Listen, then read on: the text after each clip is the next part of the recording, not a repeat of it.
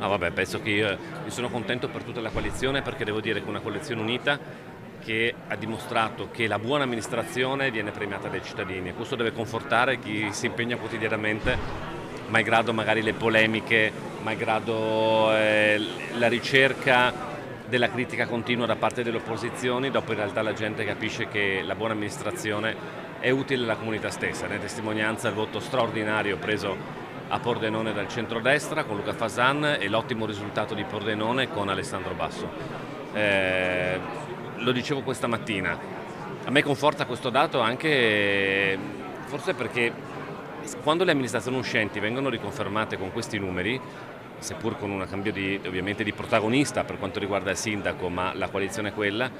mi conforta perché evidentemente le persone veramente votano guardando ai risultati veri e non inseguendo quelli che vogliono utilizzare la polemica per fare propaganda,